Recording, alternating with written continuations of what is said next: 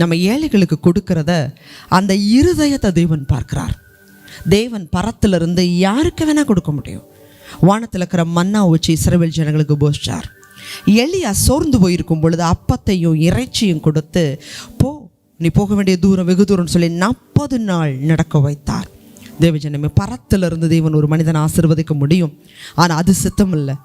நாம கொடுக்கணுங்கிறத தேவன் எதிர்பார்க்கிறார். தேவஜனமே, உங்கள் வாழ்க்கையில் தேவன் ஆசீர்வாதத்தையும் ஐஸ்வர்யத்தையும் கொடுக்க அதிக வல்லமை உள்ளவர். எதில் நம்ம தவறு இருக்கிறோம்? கர்த்தரை தேடாமல் இருக்கோமா? வேலையில் உண்மை இல்லாமல் இருக்கிறோமா? கர்த்தருக்கு கொடுக்கறதுல தாமதிச்சுக்கிட்டே இருக்கிறோமா? அல்லது ஏழைகளுக்கு இறங்காமல் இருக்கிறோமா? அநேக குடும்பங்களில் ஆலயத்துக்கு போவாங்க, வீட்டில் இருக்கிற பெரியவங்களுக்கு ஆகாரம் கொடுக்க மாட்டாங்க. மாமியார், பாட்டி, வயசானவங்க யாராவது இருப்பாங்க. ஆனால் அவங்க ஆகாரத்துக்காக ஏங்கி தவிக்கிற நிலை இருக்கும். ஆனால் ஜெபம் என்னமோ அதிதீவிரமாக தான் பண்ணுறாங்க. தேவஜனமே, தேவன் நம்மளுடைய கிரியைகளை வைத்துத்தான் ஆசீர்வதிக்கிறவர். எதுல தவறி இருக்கிறோங்கிறத பாருங்க, சரிப்படுத்துங்க. நீங்க அநேகம் ஜாதிகளுக்கு கடன் கொடுப்பீங்க, நீங்களும் கடன் வாங்குவதில்லை.